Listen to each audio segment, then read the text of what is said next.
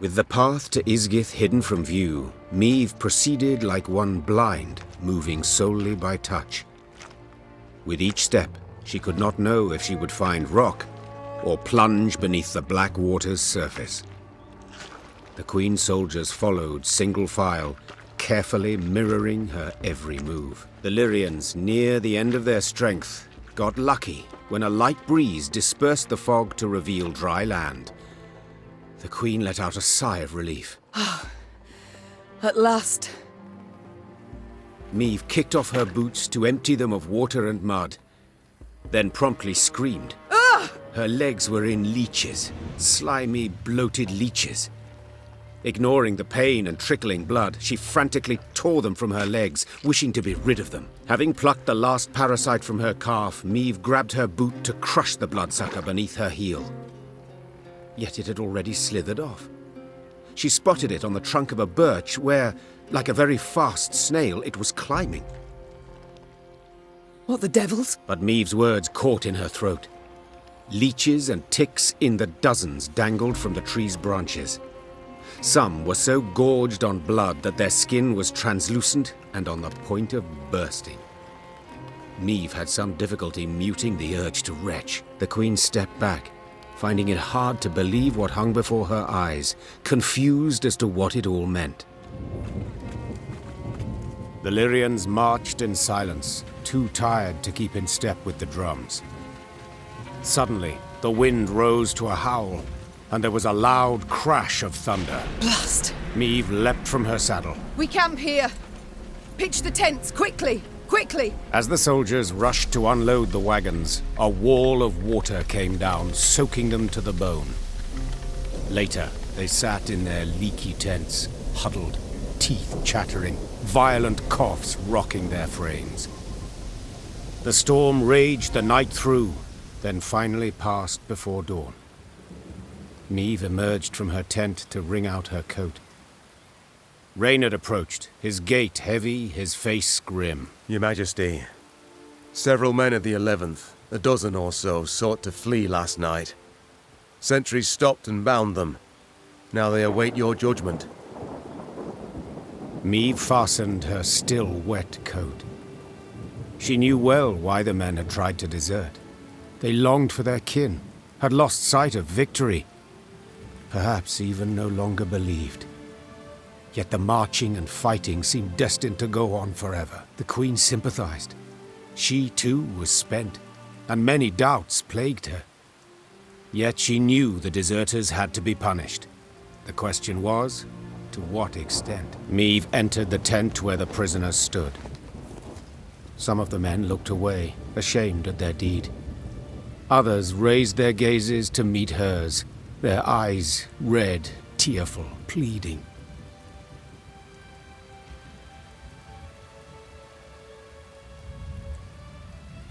You all know the penalty for desertion. Meve said to the soldiers bound at wrist and foot. I ought to have every last one of you hanged. Yet, we've come far along a treacherous road. Endured hardships extreme. This I considered against your crime. You shall lose rank and receive no pay for 1 year. Now get out of my sight. Immediately! The deserters mumbled their gratitude and rushed out of the tent, fearing the Queen might yet change her mind. Meve then left for her quarters, anger and bitterness eating her up from the inside. Gods, have we passed the very threshold into hell? Close ranks! None is to step off the path without clear orders to do so. While accustomed to life mid swamp monsters and black magic, Angren's denizens never dared enter Ysgith. The Lyrians only once saw signs of a human presence there, when they spotted a group of thatched roof huts amongst alders. That settlement, is it inhabited? Meve asked, turning to her scouts. Impossible to say from this distance, Your Grace. The Lyrians entered the village, swords in hand, prepared to fight. But not a soul nor a beast came forth. Some homes had collapsed from rot, while tall grass concealed the paths between them. Yet, someone had been there not long past, for fresh ghoul cadavers lay by the well. Meve knelt beside the corpse of one cut clear in half. The beast's killer had been exceptionally strong, and wielded a razor-sharp sword. More are likely to come around. Meve leapt to her feet. A man in thick leather armor had emerged from one of the huts. Transfixed by his cat eyes, the Queen nonetheless sensed he was rather badly hurt. Were that true, my scouts would have blown their horns. The man pulled out a pendant shaped like a bear's head. It hummed and twitched as if striving to free itself of its chain. Far as monsters go, He said, lips curling into an unpleasant smile. Witchers aren't usually wrong. A moment later, a scream pierced the air. Quickly, instinctively, Meve drew her sword and lunged forth. They approach! Seems you were right. That'd be the last of them. Should be quiet. For a bit.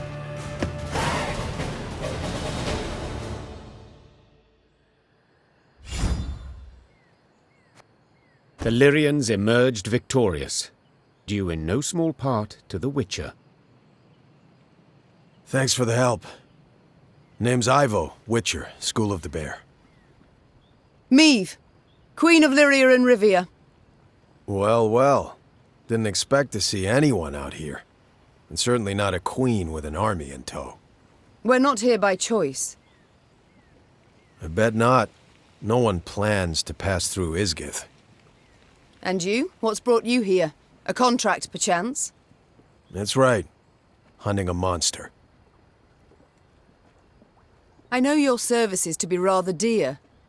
Who could afford a witcher's bounty in these wretched swamps?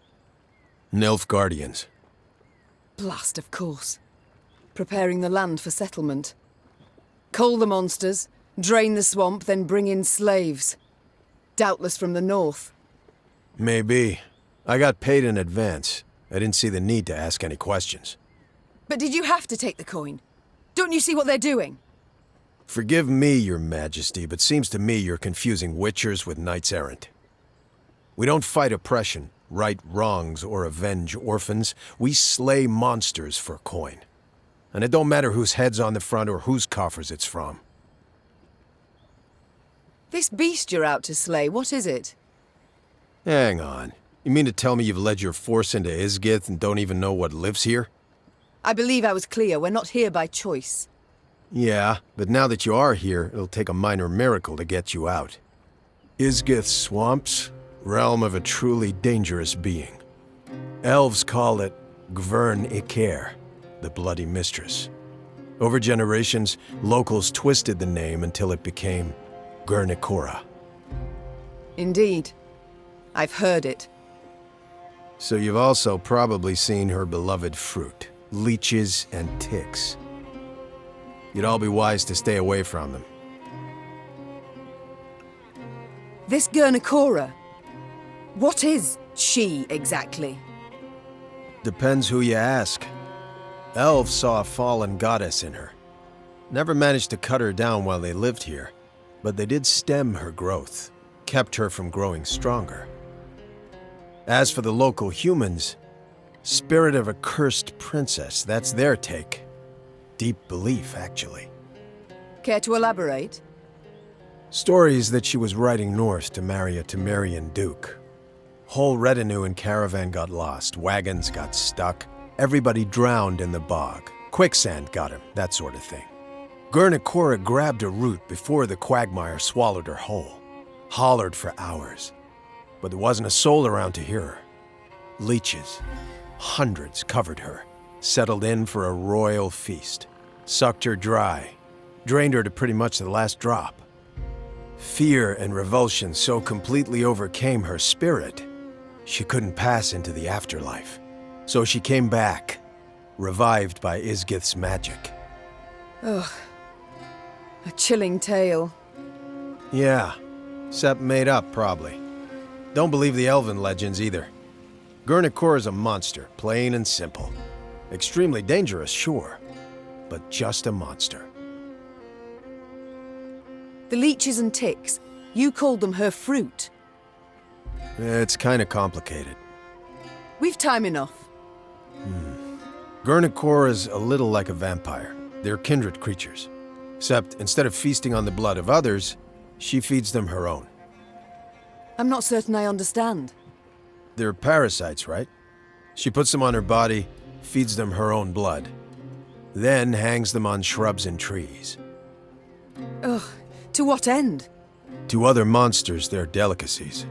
Sweet, juicy, full of Gurnakora's blood. Irresistible. Any beast that tastes that loses its mind, turns into Gurnakora's slave. So, if your paths cross and push comes to shove, she's not gonna be alone. Find yourself fighting the whole damn swamp. How are we to fight her? How might she be killed? Sorry, sharing secrets. Just not something we do. Not even with those who saved your life just moments past? We gotta wait till she starts feeding the parasites. She's weakest then. Stand a chance to hurt her. Right. So we attack only once she puts the leeches to her skin. Yeah. And when you kill her, if you kill her, any beasts under her spell will weaken considerably. And then, you gotta burn her corpse. I mean it, understand? Burn it. And you? Will you not hunt her any longer? No, I will. Just need to prepare. Realized that today. Gotta brew some potions, blade oils. Come back in a few days. I don't even have that much time. Nilfgaard's hordes pursue us. I must march on. In that case, wish you luck. Lots of it. I suppose there's no argument that would persuade you to ride with us. Your Grace, mutations strip us of emotion, not reason. The Witcher vanished midst the trees. And Meve simply hoped her soldiers had not overheard any part of their conversation. Caldwell had summoned Nilfgaardian support. Meve assumed they were not far behind. Yet in the unforgiving terrain, a full Nilfgaardian division could not hope to close the gap. Small detachments, however, light cavalry or footmen, could very well do just that. So when black-clad men emerged from the mist, the Queen was not surprised. She ordered her troops to fall in, form up, and brace to defend the line. Yet the attack never came. The invaders stood silent, motionless. And Meve got a closer look. They were slouched, ashen-faced, unsure of step, and covered in sores. Ysgith had treated them as cruelly as any. Teetering in his saddle, the commander broke formation. He rode forth and addressed the Queen in fluent common tongue. Half my men are wounded, the others sick. Your force does not fare much better. True. Yet we outnumber you soundly. Indeed. If it comes to combat, you are certain to win. But in this damn swamp, all wounds fester. Flesh is quick to rot. You will lose many more apart from those who fall. What do you mean, precisely? Asked the Queen, her eyes narrowing, her head tilted to the side. We should part ways in peace. There's a war on, there'll be another chance to fight. Perhaps even face one another. But not here. And not like this. Suddenly unsure, the Queen weighed the officer's words. Their logic was sound, though they could also prove a ruse. Your Grace, Xavier's voice came from behind Meve's back. we can't let them pass. They've done only harm, and they'll not stop and go home.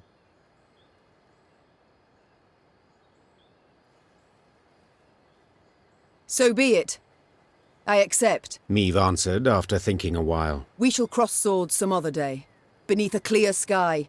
On solid ground. I will hold you to your word, Majesty. Replied the Nilfgaardian, then raised his arm in salute. The retreating Imperials marched past the Lyrians. Along the slim path, their shoulders nearly touched.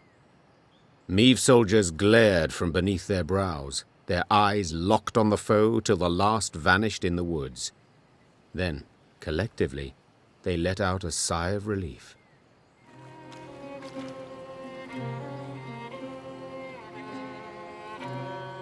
The Lyrian force had reached the very heart of Ysgith. From every branch, vine, and shrub hung leeches and ticks by the dozen. swollen with blood, their abdomens glistened, glowing red in the misty air. Air so putrid it set Meve's head to spinning. She paused at a moss-covered boulder, pressed her flushed forehead against its cool surface. Her soldiers passed by, pallid, filthy, drained. She wished to say something, lift their spirits, but instead a cough rattled her breast. Suddenly, splashes all around Meve in the water, as if a rain of fist-sized drops had begun to fall. The Queen lifted her heavy gaze. Seemingly on command, ticks and leeches dropped into the warm, soupy waters, then clumsily wriggled off toward a dead alder grove. Meve knew at once what skulked behind the trees.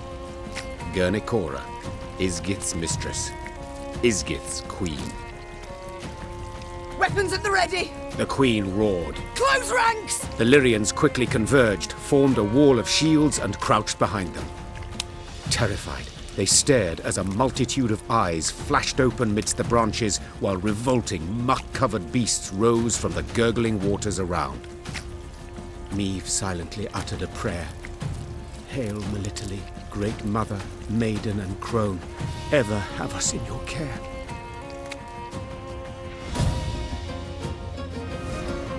Majesty! These parasites! They feed on her blood!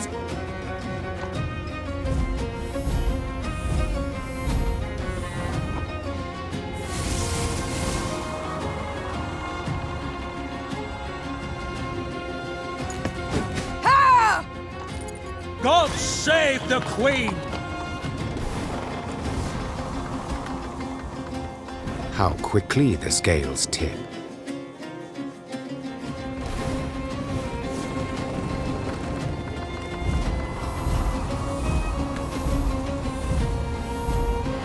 These ghastly beasts can be slain.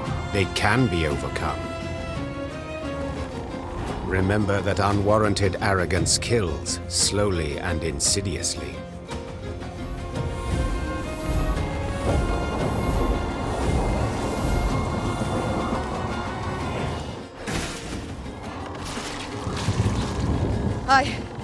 I believe it's dead.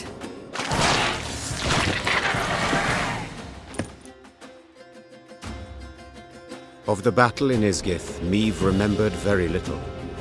It seemed a nightmare, its details a haze, the sensations very real. Midst a thick fog, she fought in a frenzy, desperately hacking at the scourge that advanced from all sides. In the end, silence fell over the swamp. Its boiling waters lay calmed. The ticks and leeches were gone, while Geralt lay among rotting leaves, covered in blood, unmoving, but still a fearsome sight. Burn the corpse, Rasped the Queen. and we move on. The soldier's eyes darted about in a series of silent glances. It took Meve a moment to realize the difficulty. They still feared it.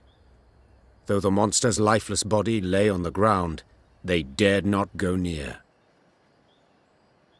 Were she to repeat the order, they would carry it out. Yet she did not wish to force that on them. Swallowing her own revulsion, she walked up to Geralt's corpse and set it alight. The air soon filled with the suffocating stench of burning hair and flesh. Sparks belched out as melting fat fell on flame. Until, finally, nothing was left of the bloody mistress but scorched bone. The Lyrians resumed their march towards the banks of the Yaruga. They forced their weary legs to maintain a swift pace and stole no second glance at what they'd left behind.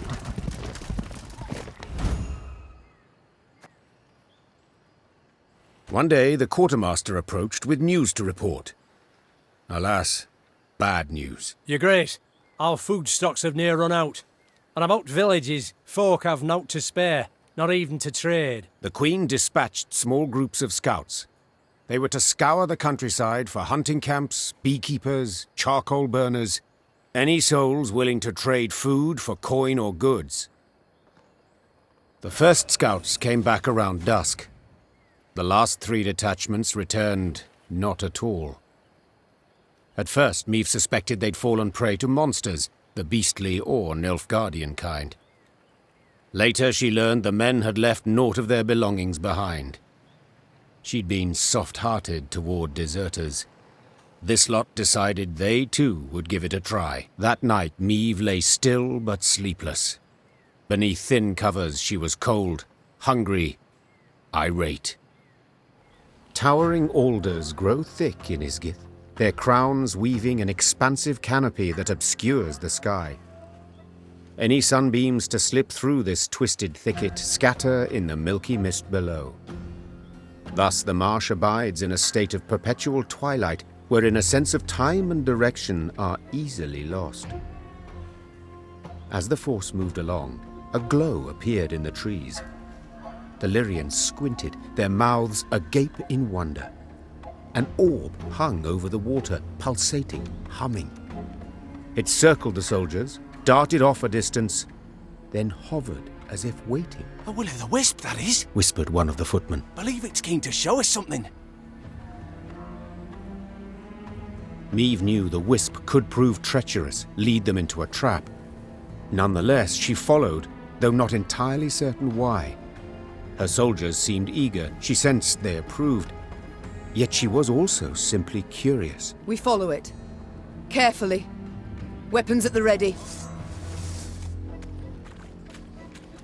As the wisp led the Lyrians down a narrow, winding path, Meve surveyed her surroundings warily. Beads of sweat emerged upon her brow, but her fears in the end proved unfounded. For at the path's end, the troops found what appeared to be a caravan's remains. Its wagons, rot-eaten, half-buried in the bog, had sat there for decades, perhaps longer. Despite this, gilded panels and scraps of silver-threaded fabric showed they'd once been rather ornate. Inside the wagons, the soldiers discovered many steel crates. Rust-covered but intact, they contained truly dazzling treasures. Sacks bulging with gold coin, pearl-encrusted goblets, exotic velvets and silks in beads. Blimey, the sheer amount. And here of all places, a footman muttered under his breath. Meve quickly pieced it all together. She too had once ridden in such a caravan, splendid and laden with gold, when she'd left her home to marry. The rest of the story was not difficult to divine. This was a maiden's dowry. She and her retinue lost their way. Ysgith proved their grave, unbeknownst to any other. The wisp circled Meve's party, blinked several times, then faded into thin air. The troops resumed their march, and all seemed in order. Seemed, for soon several footmen were discovered to be gone. Greed had been their ruin. They'd grabbed too much. The loot had weighed them down, and the marsh had embraced them. In evading Nilfgaard's banners, Meve led her force into Angren's wildest reaches. The foe could not attack the Lyrians there, yet hazards of another sort befell them. One day they reached a quagmire too vast and deep to ford. So the Queen summoned her engineer, Xavier, and called on him to build a makeshift bridge. By nightfall, he had drawn up plans. We shall start by laying abutments, then drive piles into the mire. The depth? We dropped plumb lines. 4 Ls. Consumed by the plans, Meve did not see as Xavier slipped a line off his shoulder. By the time she felt it on her throat, she feared it might be too late. I long awaited this moment, when we would be alone. You die now, Majesty, and with you dies Lyria's, the whole North's will to resist. Hail, Ketzer, hail! What died was the Nilfgaardian rallying cry in Xavier's throat. At the last instant, Gascon and Reynard rushed in to save the warrior queen, and thus proved their loyalty beyond any doubt. Your Grace! Your Grace! There was no answer, but Reynard could hear her breathe. Meve would live. It was several hours later when Meve finally came to. She opened her eyes, then Gascon and Reynard helped her to her feet.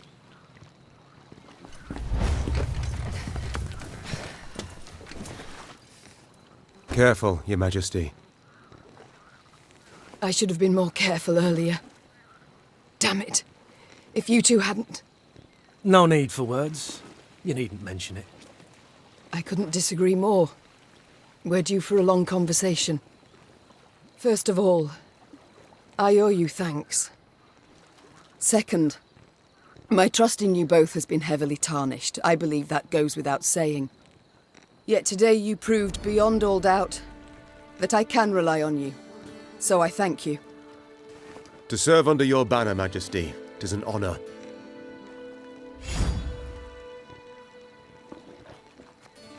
Likely I'd have put it differently, but Reynard seems to have the right idea. Very well. We've reassured ourselves of admiration for one another enough. We've matters to which we must attend. I trust as I lay there dead to the world, you did not sit about with your thumbs up your bums. Have you at least learned why Xavier betrayed us, sided with the Empire? In a manner of speaking, yes. Your Grace, the rogue who lunged at you, in truth, was one Geralt of Rivia, a Nilfgaardian spy. Just a moment, that makes no sense. He saved my life in Mahakam, on the bridge. He did, for he had to. In one of the letters we found, Dahi orders Gwalter to watch over Elder-in-Chief Hugh. The Scoia'tael in the mountains was sent there by Nilfgaard to recruit dwarves, but their commander, the Vixen, they feared she'd attack Bruva himself, something Dahi wished to avoid. Naturally. For someone else could seize power, someone not so neutrally inclined. Someone more likely to aid me, gods forbid. This discovery you made how? We found in his toolbox a concealed compartment, letters inside. Though encrypted, we managed to decipher them. They were the Grey Rider for you to read. The swine. An Imperial spy in my ranks this whole time. But to wait so long to strike, why? He'd only just received the order.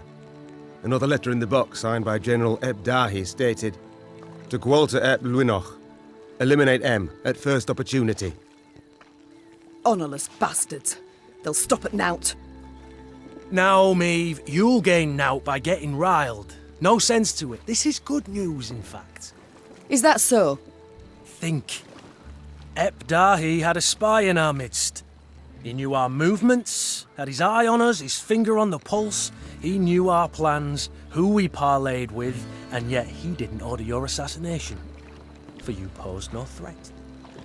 Well, clearly so much changed. Congratulations! Nilfgaard fears you now.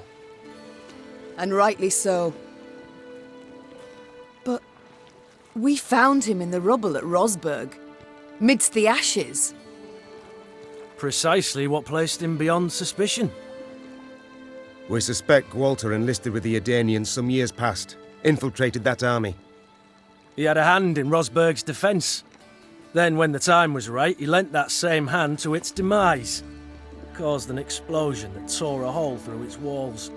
It worked, but at a price. He suffered severe burns. If not for our medics, he'd have...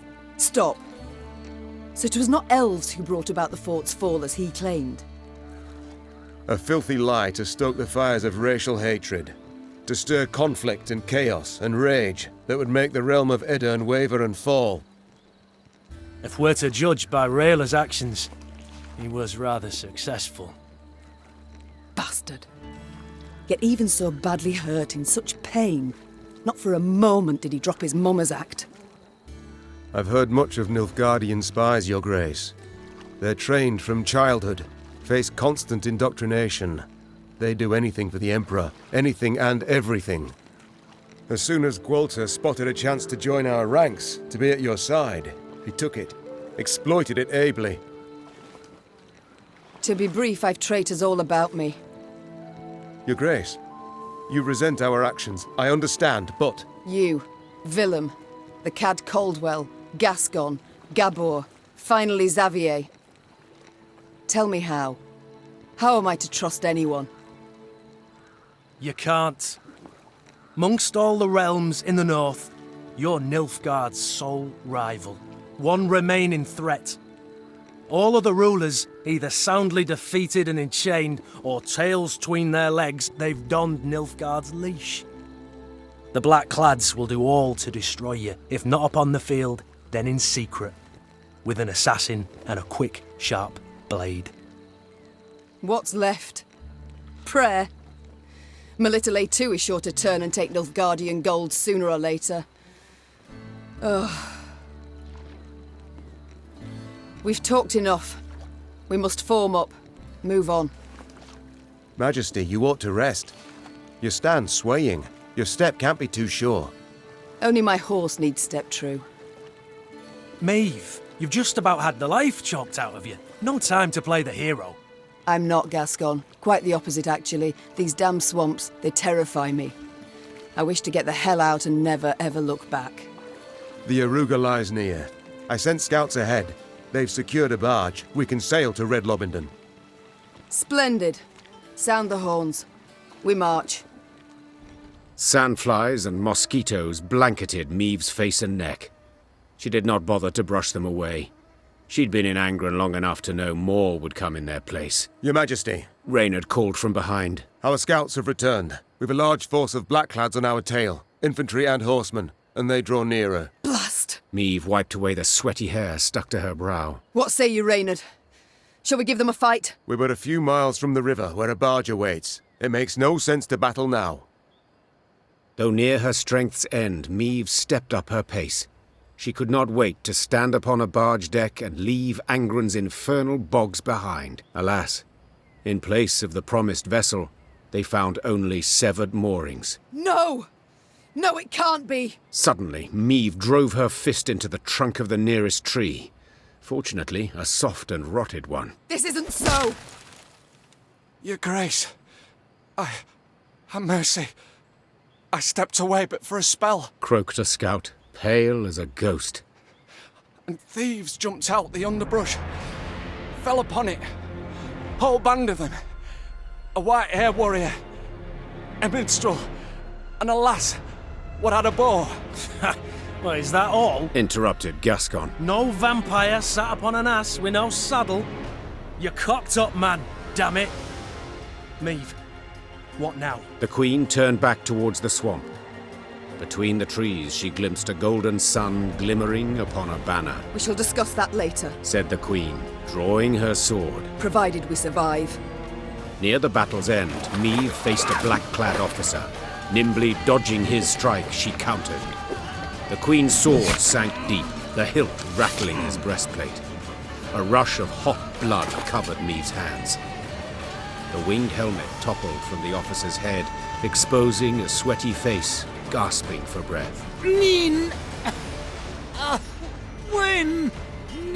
Before the Queen stood a ruddy-haired boy with long eyelashes.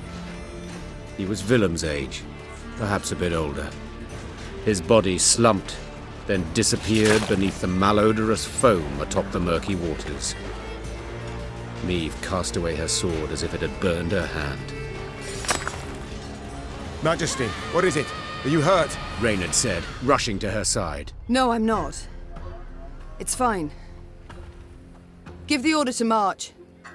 With no barge, we must walk to Red Lobendon along the riverbank. Your Majesty, we must tend to the wounded. Use the rest of the day, I wager. We ain't time enough for that. Interjected Gascon. That was but the vanguard sent in pursuit to slow us down. And even so, they outnumbered us 2-1. What happens when the main force arrives? We must flee. Now. And abandon the injured, to bleed to death in the mud. Alas, Reynard, yes. Unless you'd rather we stayed and died with them. Gascon is right. Should Nilfgaard close the distance between us, we'll stand little chance. Phew. At least you've the sense to... But I would sooner perish than let my men rot in this accursed swamp. The medics will tend to all the wounded. Then, What will be, will be. I tell you what'll be. snarled Gascon. Epdahi'll take a butcher's hook and gut you. Then hang you from Lyria capital's walls. Yet, if this be your wish... Meve waited for the medics to sew the last stitch, tie off the last bandage. Only then did she order her force to move out. At the column's end, upon stretchers, lay those without the strength to walk, consumed by fever, dazed or unconscious, dying. Fatigued and laden with the wounded, the Lyrians moved slow as molasses. Soon Nilfgaard's forward elements had caught up. The Blackclads nipped at the Lyrians' tail with arrow volleys from the cover of trees and occasional forays by cavalry. They were in no hurry. They could torment their foes, weaken their spirit before the final clash.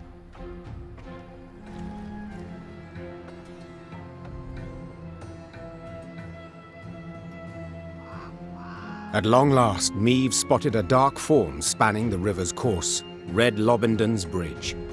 Just a brief stretch more, and the Lyrians would find themselves beyond the invaders' grasp, free and clear of bogs, and the beasts that prowled them. Yet joy at this sight soon gave way to despair. The bridge was dark, black, from the horde of Nilfgaardians that held it. Clearly the Blackclads had divined the path of Meve's flight, and had cut off her last means of escape. That's it. We're dead men. All. They'll cut us down to the last. Meve shut her eyes, felt them sting with fatigue. She knew when she turned she could not show her men 1 ounce of fear, 1 pinch of doubt. She gripped her reins tightly. The leather dug into her skin, helping her hold back her tears. And when the Queen finally spoke, her voice was strong and boomed over the river's roar. I know what you wish to hear. The Queen began. That the gods watch over us. That we'll come through the fray unharmed. That a friendly force is but moments away. Those would be lies. The truth is as bitter as it is undeniable. We stand cornered. Cannot win this fight. Cannot flee it. We can but choose how to die. Hanged from the boughs like common criminals. Or weapons in hand, like the fighters we are. I've made my choice. Time you made yours! With that cry, Meve broke for the bridge toward a forest of spears into a deluge of arrows. She let the tears fall from her eyes. Tears of rage, fear, fatigue. It was not until she'd almost reached the enemy line that she dared glance backward. And she saw she was not alone. Defend the Queen! For Lyria! We may die here today, but not on our hands and knees! Don't shoot! Don't shoot! We're friend, not foe! Damn it, just gets better and better. To the bridge! Cut the way back to the bridge! Bolster the defense! Fall back! Below it! Meve was victorious on the banks of the Yaruga, but paid dearly for it. She lost a host of men and suffered harm herself. Yet she'd have been doomed, if not for a certain white-haired witcher. Meve longed to meet her mysterious savior, and set off in search of him as soon as the battle dust had settled.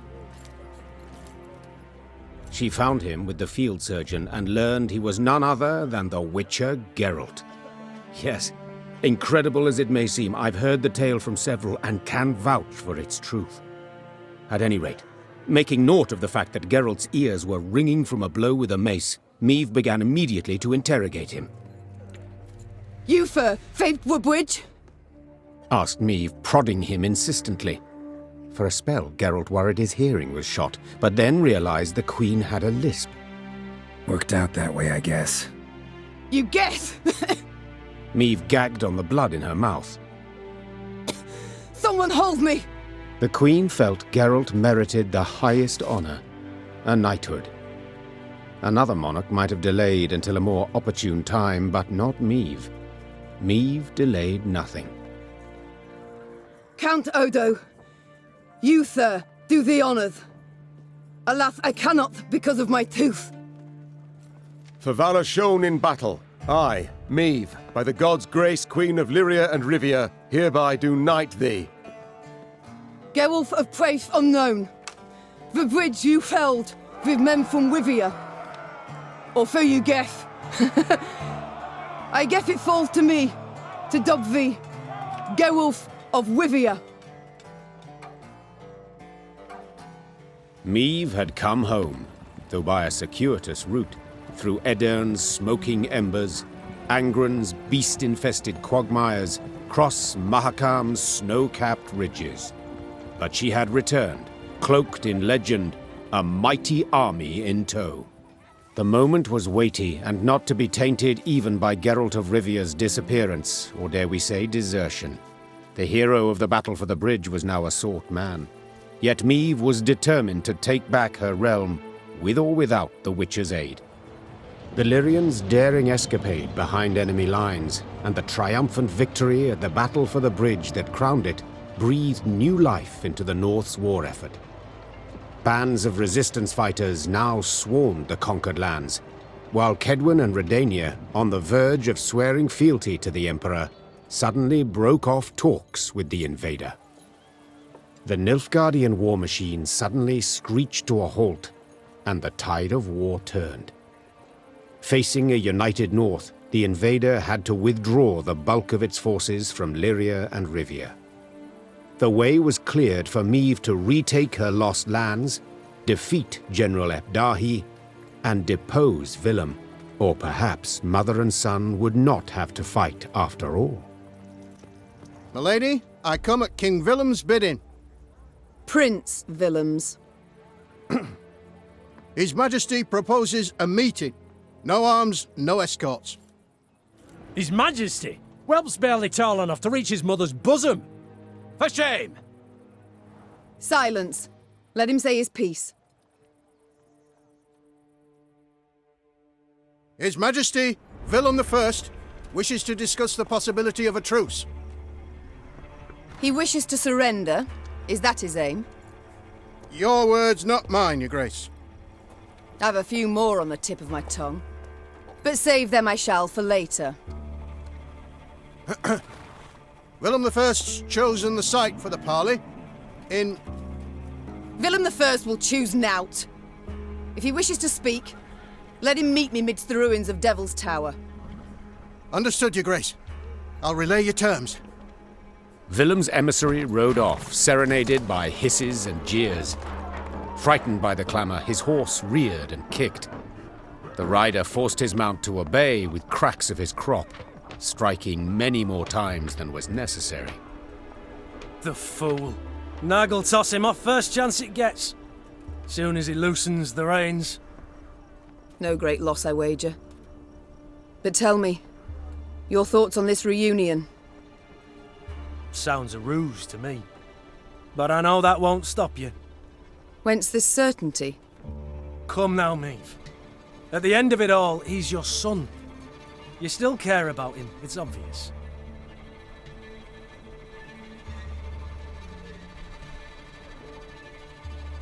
Yes, I care dearly, Gascon. I care to capture him and try him for treason. Meve, the boy was manipulated. It took no great push. Let's go. They await us. Meve rode out clad in golden plate, her banners waving proudly overhead. She no longer led a band of ragtag partisans, but an army able to fend off an empire and drive its soldiers from her lands. Arnulf, find a place at one of the tables. Have a drink. Meet my men. Think there's been a failure to communicate, lass? I didn't join your army to meet men, but to meet death. A good, honourable death. Quicker you lead me to that, the better. I can't help but wonder, what does it signify? The tattoo on your head? Ain't a tattoo. Carve these runes with a knife. The method makes little difference. What do they mean? Aim here. Message for enemy archers. Alas, don't seem they can read it. At least not from a distance. And when they get close, it's already too late for them. I wish not to pry, but why do you long for death? For only death can cleanse me of shame. You must have heard what they call me. Arnulf the Patricide. A moniker I earned. Oh, I did. To die by one's child's hand. A terrible fate. And it shall be mine as well if I lose this war. But did you earn it, this fate? What? Not always have I been just with Willem. I dismissed him, neglected him, but... Neglected? Listen, lass. My da, he beat me till my skin turned blue and I chucked red bile. He'd drink and beat, drink and beat. My brother, Ulf, da clobbered him to death. My ma, she took her own life. Never met this son of yours. But I know yous a bit now, and I can say this. No kin of yours needs slaying. So long, Arnulf.